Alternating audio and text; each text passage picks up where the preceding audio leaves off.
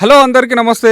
నేను మీ Srisailam LG entertainment వీక్షకులకు స్వాగతం. నిన్న అనగా ఫిబ్రవరి 26వ తేదీన ఒక సువర్ణాక్షరాలతో లిఖించదగిన రోజుగా పరిగణించబడతారు సినీ ప్రేమికులు. ఎందుకనంటే ఒక అద్భుతమైన సినీ జంట, ఒక హీరోయిన్గా ఒక మంచి స్థానంలో ఉన్నటువంటి ఒక వ్యక్తి, హీరోగా తనదైన శైలిలో ఒక ఫ్యాన్ ఫాలోయింగ్ను ఏర్పరచుకున్నటువంటి పర్సను ఇంకోవైపు.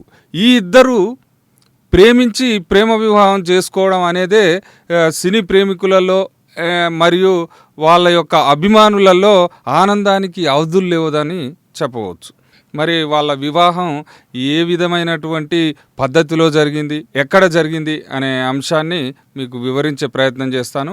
వారు ఎవరో కాదు, విజయ్ దేవరకొండ, రష్మిక మందన గురించి తెలిసిన విషయమే. వాళ్లకు 26వ తారీఖున మ్యారేజ్ అవుతుందన్న విషయం కూడా అందరికీ సుపరిచితమే.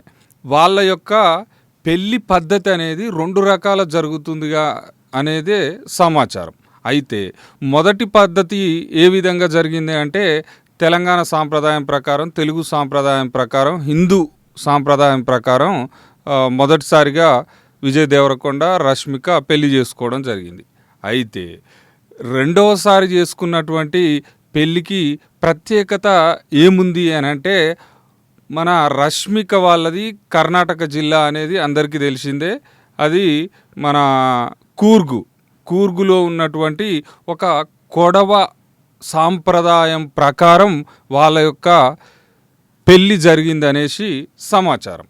అయితే ఆ కొడవ పద్ధతిలో ఏ విధంగా పెళ్ళి జరుగుతుంది అనే అంశాన్ని మీకు వివరించే ప్రయత్నం చేస్తాను. అయితే మామూలుగా అయితే ఒక హిందూ సాంప్రదాయం ప్రకారం వాళ్ళ యొక్క పెళ్ళి జరుగుతున్న తరుణంలో ఎలా ఉంటుంది, వేద మంత్రాలకు ఎక్కువ ప్రాముఖ్యత ఉంటుంది. అగ్నిగుండముల చుట్టూ తిప్పడం ఇలాంటివి జరుగుతుంటాయి. అయితే ఈ కొడవ పద్ధతిలో ఏంటి అంటే, హిందూ సాంప్రదాయానికి కొంచెం వ్యతిరేకంగా ఉంటూ వాళ్ళ యొక్క కుటుంబ పెద్దల యొక్క పూర్వీకుల యొక్క పద్ధతుల ప్రకారం వాళ్ళకు ప్రాముఖ్యతను ఇస్తూ వాళ్ళ యొక్క పెళ్ళి జరుగుతుంది అనేసి సమాచారం. అంటే వాళ్ళ యొక్క సైనిక శక్తికి ప్రాముఖ్యత ఇవ్వడం, వాళ్ళ పూర్వీకుల పట్ల ప్రేమానురాగాలను ప్రదర్శించడం అనేవి ఆ పెళ్ళిలో జరుగుతుంది అనేసి సమాచారం. అయితే ఇక్కడ ఇంకొక పద్ధతి ఏంటి అంటే, మంగళ స్నానాలు చేయించే పద్ధతి కూడా కొడవ పద్ధతిలో ఉంటుంది అనేది బోగట్ట. అయితే ఇంకో పద్ధతి ఏంటంటే, మంగళ స్నానం కూడా ఆ కొడవ పద్ధతిలో ఒకటి ప్రాముఖ్యత సంతరించుకుంటుందని చెప్పవచ్చు.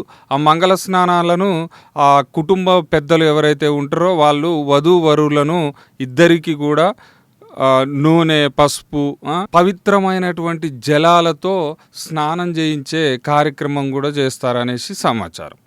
అందులో భాగంగానే కన్నిక అనేది ఇంకొక ఆచారం ఉంటుంది. ఆ ఆచారంలో భాగంగా పెద్దవాళ్ళ యొక్క ఆశీర్వాదాన్ని నూతన వధూవరులు తీసుకోవడం అనేది అందులో భాగం.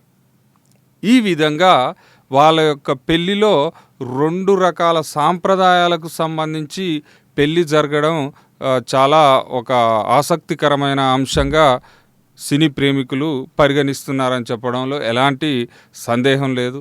మొత్తానికైతే ఒక 8 ఏళ్ళ ప్రేమ, ఎన్నో విమర్శలు, ఇటు హీరోకు కానీ అటువైపు హీరోయిన్కు కానీ రకరకాల గుసగుసలు వినపడిన సందర్భంలో మొత్తానికైతే వాళ్ళ యొక్క సినీ విమర్శకులే కావచ్చు, వాళ్ళని మీద వ్యతిరేకంగా మాట్లాడే ప్రతి ఒక్కరికి కూడా వాళ్ళ యొక్క పెళ్ళితో ఆ అనుమానాలన్నింటినీ పటాపంచలు చేసిర్రు అనడంలో ఎలాంటి సందేహం లేదు.